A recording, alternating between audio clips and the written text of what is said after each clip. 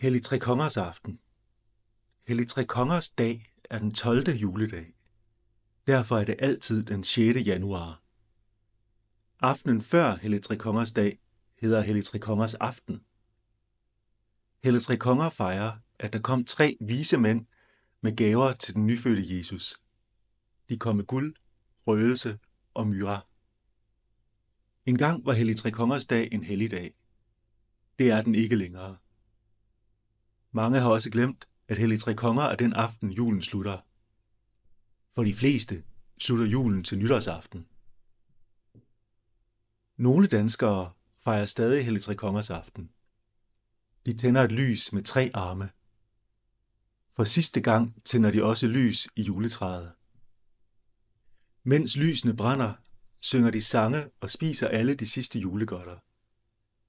Dagen efter smider de juletræet ud og pakker julepynten væk. Så er det ikke længere jul.